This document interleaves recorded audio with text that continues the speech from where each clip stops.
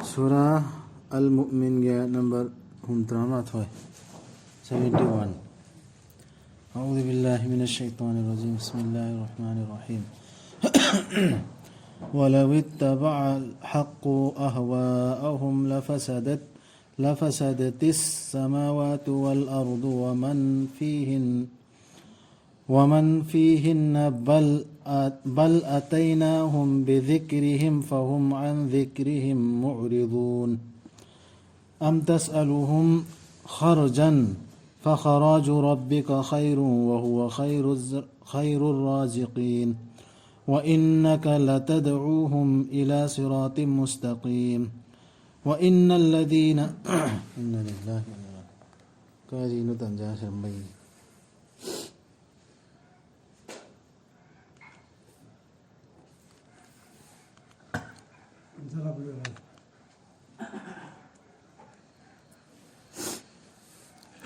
وإنك لتدعوهم إلى صراط مستقيم وإن الذين لا يؤمنون بالآخرة عن الصراط لناكبون ولو رحمناهم وكشفنا ما بهم من ضر للجوا في طغيانهم يعمهون أچumbaduna makhoigi apambasingi tung illabadi mang takhiram lagani asman sing prithribi amasung makhoiduda leiriba pumnamak natte aikhoina purakpani makhoida makhoigi paujeldu adubu makhoina makhoigi paujeldu dagi leithokpani thik aya sig antari bra Mamangi lai tongmani khotpani mamangda haikredana laigambarda mamangi atu yangsi natraga makhoina haibra masi lai tonglabani natte mana purakpani makhoida achumbadu adubu makhoi ayambana achumbabu tukatchabani hige tukatchariba achumbase hige makha yangse achumbaduna makhoigi apambasingi tung ilamlabadi mang takhan khiram lagani asman sing prithribi amasung makoi du da leiba pumnama haidi soidana thokani haiba thaudok tu kayamat tu adu gaiguma makoi gi apamba hoina ningi du hek thoaba adu toy khranne ba natte khoina porakpani makoi da makoi gi paujel du adu bu makoi gi paujel du dagi leithok pane natraga nangna Muhammad sallallahu alaihi wasallam Hairu rabra makhoida sen khai taunaba chanda khairo rababa adubu nangi rabki manana henna phabani madi khoidagi phabaduni chinjak pibi basingi dharma sandokko horokpada rasulna paudu pibang hoida horopanda sen khai su taurubran hangilana han thabya ba ya ne da segnamak nangna kaubani makhoibu chumdring chumbalambida Sumdring jumbalambi da kaubasi paigambar khodimakta Allahna badla mahut launa bagi natten hayan khredana ikoi de gaima kana bamna khoi de pamde na hoi de sigi maman laude sumna ge Allah dai ne haibdo aikoina adubu ta sengnamak akhirat pu thajada ba singduna lambi du dagi haidokhibani Hujaki lambi se alagi rasulna kormi lambi se Quran sinidana sidai haidu eba akhirat thajada bisingdana aikhoina minungsi pibirabasu makhoida aduga lauthok pirabasu makhoigi awabadu makhoina adum chap thagani makhoigi lamhen bali chat aduda koichat chattuna mamit udana Allah na makhoide awabu lauthok piraso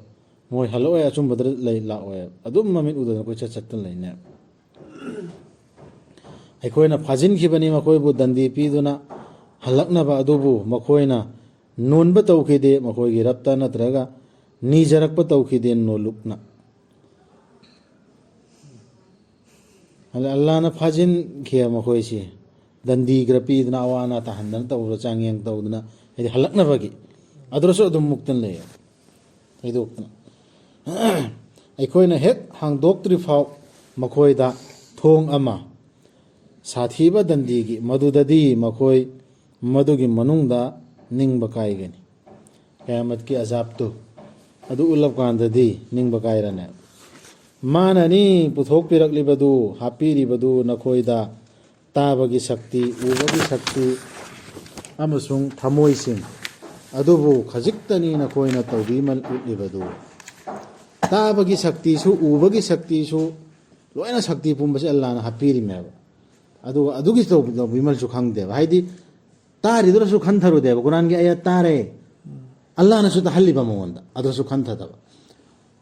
उसु उरुरे अचुंब लंबीदु अल्लाह कुरान सिनी हाइबदु अदुरसु अल्लाह ना सु हापीरिबा मोंदा उनबई शक्ति दु अल्लाह ना नत्रु हल्ला इसी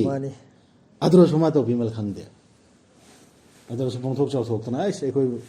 हानि से चकदमी हानि बाबाना हाइसु लोयरे अल्लाह की तौबीमल खंगदबु खंगदे अदुरसु माननी मसिंग याम खलहनबिबदु नखोयबु पृथ्वीदा अदुगा मंगोंद नखोयबु अमुक खोमजिनबिगदबनि मसिंग याम खलहनबसु अल्लाह की खुत्तनी हेदा इखोयना उम्मत मसिंग याम खलहनना अंगांग मैम पोकपा अदु अदांग तौनरि कांगुदु अदु अल्लाह की लाइक सिरदि मदु थेंगनदि मसिंग याम खलहनबा सुम याम हनबसे अदुगी दरकार लेते अल्लाह ना सिंदोकनि हारदुदि नखोयना तौरक्तरे अमा सिंदोकने बा फबा नखोय देन फबा मा नखोयना पोकेरा पो ओइगेरा अखोयगी थौनते मसिंग याम खलहनबा हनथनबसे माननी हिंहनबिरेबदु अमसुंग सिहनबिरेबदु अदुगा मागे शक्तिननी अहिंग नुंथिन ओंथोक ओंसिन तौरिबदु अदु ओइरबदि नखोय खनथबरा खनथबा तौरोइद्रा सि पुंबसे अदु यामना अल्लाह ना पीरबसिना नखोयदा फोन दलीलसि सिरसु नखोय खनथरोइद्रा नत्ते मखोयना हाय थाइनागे मीसिंगना हायखिबगुम हायना मीसिंगना हायखिबुम होजिकसु अदुम हायरिदना मखोयना हायखि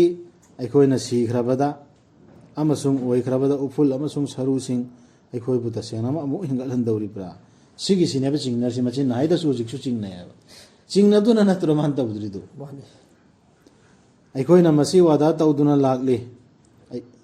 अखोयदा मसी वादा तौदुना लागले हायदे हांदगी अखोय अमसुंग अखोयगी इपासिंगदा अमा मांगदगी मसीदी करिसु नत्ते फुंगा वरी सिंग नत्तना थाइनगी हानदगी अदुम हाइनरको वरीदुनि सि नूगी आद के समुद्र के फिरौन के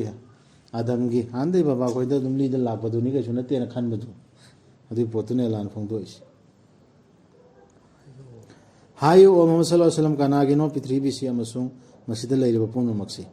नखोयना खंगलबदि रसूलदा हायलेमे हंगलेमे मखोयना हायगनी अल्लाह गिनी हायो अदु ओइरबदि नखोयबु खनथरोइद्रा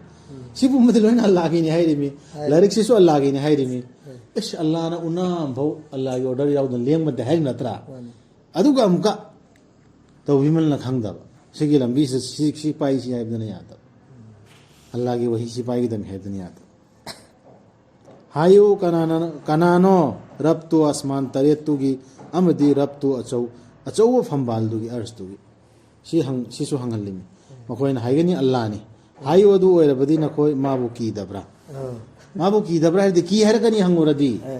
कीने आइखोय मपुदो हरकनेबा मी खुदिमा अल्लाह की ईश्वर की हरकने अदुसु मान हायबन लोदुदि पोलो तो हायबदर सत्ता पोलो तौदब हायो कनागे मखुतना चुकली पाइबगे पोट खुदिंगमक्की अल्लाह ना पुम्नमकपु कंदुना थंबीबनी अदुबु कनबीबा हायबदु लैतबनी मागी मायोक्तदी नखोयना खंगजरबदी चुगली पाइरिबा हेक कंट्रोल तो पुंबसे अल्लाह मखुत्तने लैरिसि अदुगा अल्लाह दगी कन्नबदी कंट्रोल अफो लैते जिगाम खनथनबगी आयात सिंगनि लोइना हाइदि अल्लाह की हाइबे इन्नबगी मखोयना हाइगनी अदुगी शक्ति दो अल्लाह गिनी सिदसु हाइगने शक्ति पुंबसे लोइना हाइरिमिसि मी पुंबा हायो अदु ओइरबदी करमना नखोयबु वखल लान पोहल्लिबनो अदु अर्दि करी निगना नोबन होय वखनसि लान पोहन क्रिसि कुरान सि नतब अतोप नियम मेमदा नत्ते अखोयना पुरखिबनी मखोयदा चुंबदु अदुबु तसेंगनमक मखोयदी चिंथीबसिंग अल्लाह नदि अचुंबा पुरे मखोयदा लोयना दलील पीरे फाक्तना लाइक से सिनरे अदुगा सोमको मचिन थिया थीद्रो नियम ma'am हबजिलि समजिलना इपाई पुइ चनबी अदुआदा सुबसेम सेंगदोकपो ngamde hongdokpo ngamde ba isasi Allah na haisi matungin tawdam haipsi hongdokpo ngamde mingonda fatwa bi baidi maima yaukhre अदु इसागी चेक तौरदी अदुदा अदुम अनुभव मोचिन अदुम लेमगन लौदे अल्लाह न मचानी पा अमत्ता नत्रगा लैते मागा लोइना ना अतोप्पा लाय अमत्ता लैरमलबदी लौखिरमगनी लाई खुदिमकना माना सेमखिबदु अदुगा मखोय खरना मथक थोंगनबा होनरमगनी लीडर अदि अल्लाह नतबा तोप लीडर मान लैरमोने अदु मुन्नरकनेबा मथक थोंगनब होनरओइद्रो खरगी मथकता खरगी मथकता होनरकने मतिक मंगालनी अल्लाह गी मखोयना हाइजिल्लिबा अदुदगी सिना ताकपदी लीडर कनागुम बमता थमोयदा बल्लाना हाइबि इनगदम नत्रो अदु यौहल्लिबा मीदुसु लीडर साधना फंबालदा फम्मिदो चौकी जौ ताज एकतना मासु अल्लाह गी मेसेज यौहल्लबदबु माना अवांग दर फमनिंग खिद्रा अवांग बदमा कोय हाइगतना फमनिंग खिद्राबा अल्लाह मेसेज यौहन गेना फम इमीदुनबु सोमददी एगी खुचुपना बायना ngairi मोली कुछ मोली नूर न थल्ले अदु अल्लाह की बा अल्लाह मेसेज तो यौहन गदा मेना मा ज्ञान तारा मियम नबु मचौकी मखादरा फमगदरा मथक फमगदरा खान थगदा मे यासिंग सोमददी महिमा अदु इज तौबीदा बनंगना मंगोन दो अदुम वही सिजिना बायाना हमको लाइदो कंखनरी मोइना हाइजिल्लिबा पुंबा तौजिल्लि पुंबदो अदु अल्लाह मनाक्ता यारोय मतिक मंगालनी अल्लाह खक्तगी मतिक मगुन ओइगदन अखंगवनी मादी अरोनबा अमसुंग अफोंगबा अनिमकपु वांखरबनी मादी मकोइना मंगोंदा थंगजिल्लिबा लोइनबा सिंग अदुदगी सिकनादनोबा साइ अल्लाह नने खोंखरबा ग्रुप तुरनी हाइरिसी मोइना थंगजिल्लिबसिंगदो अदुरा यामना सेंगना वांगना लैखरे बल्लादी करिगुमम त मोचिनबा यारोय अल्लाह की ऑर्डर सिदा मचेल अमता अदु सोमददी हापसिल हौना बाइतेनि होना खरिसी कुरान के अर्थ सी आयात में सलुबदा है अदु आखिरो सुमैन तौगदम मी बाना हारसिन चुंगदम मियन मी खन थनगदब यो हनगदब दुन आई गिरब से ओरबो हायो मोहम्मद सल्लल्लाहु अलैहि वसल्लम आई गिरब नंगना आइबु ओहनबिबा तारबदी मखोयदा वदा तौरिबदु आई गिरब अदु ओइरबदी थंबीगनु आइबु अरानबा तौबा मीसिंगे मनुंगदा से रसूलदा सुमैना हायो दुआ तौर ओन तौहलिमी नंगना वदा तौरिबा अजाब की क़यामत की पुंगफम दो मोय मरक्ता लैङैदा उहनबा तारबा अदुइदि आई मोय मरक्ता फत्तबो ओइना थंबीरिङैदा तौपिरकनो हाइदि आइसे अफबो ओहनबियो अफबो ओइना लैङैदा थोगनबियो सि दुआ अफबने खोइसु तौबि याय कुर रब्बी इम्मा तुरियन्नी मा युअदून तसेंगनमक अखोइना नंगोंदा उहनबदु अखोइना मखोइदा वदा तौरिबदु अखोइदि मदु ngambani अल्लाह न ngam मेरोदिदु थक्तो ओ ख्वाइदगी फबना फत्तबबु अखोइना ख्वाइदगी खंगबनी मखोइना हाइरिबदु मोइना रसूलदा एटपा रसूलदा हाइबा साथी साथी बाबा खम बिरिमिदना अदु ख्वाइदै फबना थक्तो अब ख्वाइदै फबना थक्तो असि सिदा आइना खन थबददी आयात सिन अल्लाह न हाइरिबा आयात से सि खक्तना पाउखम पिरगा सबर तो अल्लाह न हाइन नत्रो सबर ग लोइना हिकमत ग लोइना ना हायो थक्तो अब फत्तबनो खुंगनो अदुगा हायो आई गिरब आई चंगजफम लौजरी नंगोंदा शैतान सिंगना थौजन बदगी दुआ फबनी वकुर रब्बी अऊदु बिका मिन हमजातिश शयातीन रब्बी अऊदु बिका मिन हमजातिश शयातीन सी दुआ मते कि सोन बया सिफा पोन बनी अंगम खैदा मद्रसादा आइना चंगजफम लौजरी नंगोंदा आई गिरब मखोइना इंगोंदा नक्सल लक्तनबा सिसु यंग अल्लाह के फजबा खुलाई सिता इमयो अल्लाह दसमै निजरे मिद्रो बुजम ngam गुरान पायरगा मखोइना होजिके फत्तबा मी सिंगुना इंगोंदा नक्सल लक्तनबा शैतान सु नक्सल लक्तनबा नंगोंदा आई चंगजफमनी लौजरी अन्नी हायवा कि हायदमे खोइ मणिपुरी नवरसु सीबा हाइबदु लागलबा मतमदा मखोइ कनागुम्बा अमदा माना हाय आई गिरब हंदुना थाबियो आइबु अमत दुनियादा हलनबियो ना हाय फतब सिंधु आइना अफब तौजरकनबा आइना हुंदोक्तुना थमलम्बा अदुदा नत हुंदोक्तुना थमलम्बिसि अचुंबदु नत्रो नत्ते तसेनमक मदु वानी ꯃꯗꯨꯕꯨ ꯃꯥꯅ ꯍꯥꯏꯖꯕ ꯍꯥꯏꯗꯤ ꯋꯥꯍꯩꯅꯦꯕ ꯑꯗꯨ ꯃꯥꯒꯤ ꯁꯨꯝ ꯃꯆꯤꯟꯗꯒꯤ ꯍꯥꯏꯖꯕ ꯃꯈꯣꯏꯒꯤ ꯃꯇꯨꯡꯗ ꯂꯩꯈ꯭ꯔꯕꯅꯤ ꯁꯝꯕꯜ ꯑꯃ ꯃꯈꯣꯏꯕꯨ ꯍꯤꯡꯒꯠꯍꯟꯕꯤꯒꯗꯕ ꯅꯨꯃꯤꯠꯇꯨ ꯌꯧꯗ꯭ꯔꯤꯐꯥꯎ ꯁꯤꯈ꯭ꯔ ꯃꯇꯨꯡꯗ ꯁꯝꯕꯜ ꯑꯃ ꯈꯥꯈ꯭ꯔꯦꯕ ꯍꯤꯡꯒꯠꯍꯟꯕ ꯅꯨꯃꯤꯠꯇꯨ ꯌꯧꯗ꯭ꯔꯤꯐꯥꯎꯒꯤ ꯍꯦꯛꯇ ꯍꯟꯕ ꯌꯥꯔꯔꯣꯏ ꯑꯗꯨꯅ ꯄꯦꯔꯦ ꯁꯤꯡꯒꯥ ꯈꯣꯡꯂꯛꯄ ꯃꯇꯝꯗ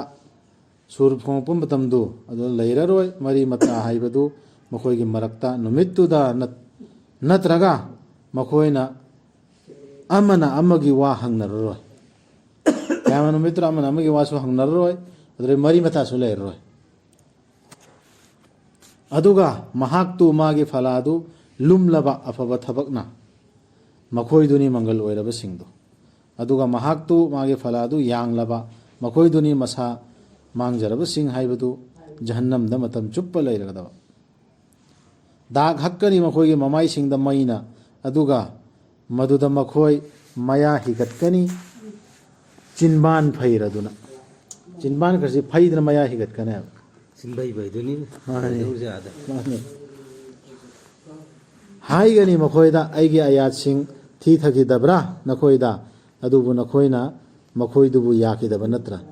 ꯁꯤꯗ ꯐꯂꯥꯅ ꯕꯨꯖꯨꯔꯨꯛꯇꯨꯅ ꯐꯂꯥꯅꯗꯨꯅ ꯅꯉꯣꯟꯗ ꯍꯥꯏꯕ ꯀꯥꯟꯗ ꯐꯖ ꯐꯖꯕ ꯋꯥꯔꯤ ꯂꯤꯕꯤꯕ ꯀꯥꯟꯗ ꯌꯥꯈꯤꯗꯕ꯭ꯔꯥꯅ ꯍꯥꯏꯕ ꯅꯠꯇꯦ ꯑꯩꯒꯤ ꯑꯌꯥꯠ ꯑꯜꯂꯥꯍꯅ ꯊꯥꯈꯤꯕ ꯑꯌꯥꯠꯇꯨ ꯅꯉꯣꯟꯗ ꯇꯥꯍꯟꯕ ꯊꯤꯊꯕ ꯃꯇꯝꯗ ꯅꯪꯅ ꯌꯥꯈꯤꯗꯕ ꯅꯠꯇ꯭ꯔꯥꯅ ꯍꯪꯒꯅꯤ ꯃꯈꯣꯏꯅ ꯍꯥꯏꯒꯅꯤ ꯑꯩꯈꯣꯏꯒꯤ ꯔꯕ ꯅꯝꯍꯠꯄꯤꯈ꯭ꯔꯦ ꯑꯩꯈꯣꯏꯕꯨ ꯑꯩꯈꯣꯏꯒꯤ ꯂꯥꯏꯕꯛ ꯊꯤꯕꯅ ꯑꯣꯏꯔꯨꯔꯦ ꯑꯩꯈꯣই ꯂꯝꯐꯩꯅꯔꯨꯔꯕ ꯃꯤꯁꯤꯡ ꯃꯣꯏꯅ ꯈꯨꯝꯃꯛꯏ ꯃꯤꯁꯤ ꯑꯩꯈꯣꯏꯒꯤ ꯔꯕ ꯂꯧꯊꯣꯛꯄꯤꯌꯣ ꯑꯩꯈꯣꯏꯕꯨ ꯃꯁꯤꯗꯒꯤ ꯑꯗꯨꯒ ꯑꯩꯈꯣꯏꯅ ꯑꯃꯨꯛ